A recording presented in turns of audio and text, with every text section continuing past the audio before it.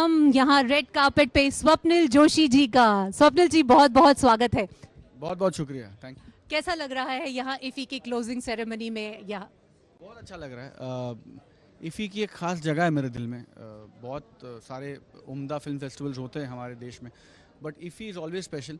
पहली बार मेरी कोई फिल्म किसी फेस्टिवल में जब सिलेक्ट हुई थी तो वो इफ़ी में थी। Duniyadari was that film, and so IFFI is and will always be very very special.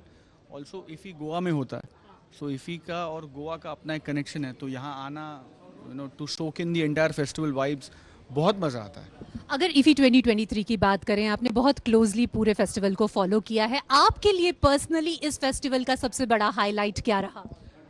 काफ़ी सारी चीज़ें थी, मतलब मैंने पहली बार एक हिमाचली कंटेंट देखा, जो आप उनकी भाषा है, उस भाषा का कंटेंट देखा, तो मुझे ऐसा लगा कि वाह, मतलब क्योंकि इतनी इतनी विविधता है हमारे देश में, इतनी भिन्नता है, एंड देन टू नो कि वहाँ कैसी चीज़ें बन रही है, वहाँ कंटेंट कैसे बनता है, क्या क्या कंज्यूम होता है, टू अंडरस्टैंड कि उनके कल्चर की vibes in terms of cinema क्या रिफ्लेक्ट होती है।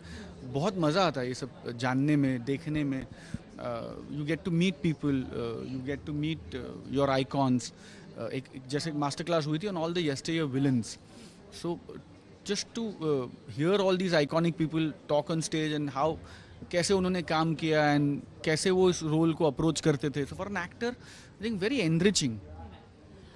आपने मराठी सिनेमा में बहुत काम किया है। अगर इफ़ी की बात करें तो क्या आपको लगता है कि इफ़ी ने वाकई जो एक पहले रीजनल और सो कॉल नेशनल सिनेमा का डिवाइड था, उसे किसी न किसी तरह से तोड़ा है?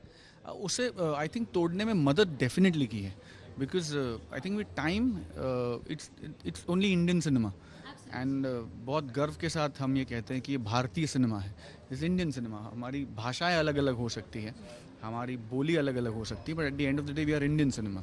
सो बहुत अच्छा लगता है कि यहाँ अलग अलग स्टेट से फिल्में, उनका कंटेंट, शॉर्ट फिल्म्स आती हैं, एंड अल्टीमेटली हम दुनिया को ये दिखा रहे हैं ना कि ये हमारा इंडियन सिनेमा है। सो you get to see the world cinema, you get to see Indian cinema, and then you also get to see that we are doing so much better in terms of world cinema now. We are out there and the world is watching us. तो जिन Oscars के लिए कभी हम तरसते थे, लेकिन इस बार हमने देखा कि हमारी डॉक्यूमेंट्री ने भी कमाल मचाया है और उसे ऑस्कर से नवाजा गया, और स्पेशल सेशन रहा द रोड टू ऑस्कर्स पर। तो आपको लगता है that India has actually arrived at the global stage now?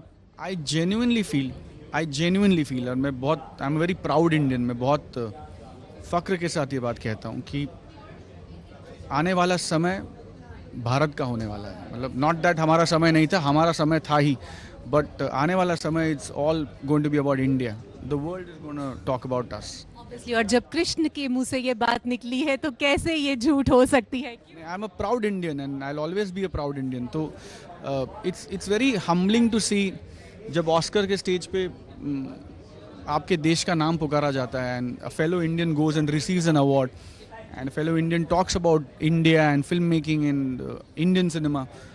ऐसा लगता है हमको अवार्ड मिला है, और we are all one. Absolutely, और बहुत सारी गोपियां यहाँ पर हैं, इंतजार कर रही हैं आपके साथ सेल्फी लेने के लिए। Thank you very much. Over to you Akshay.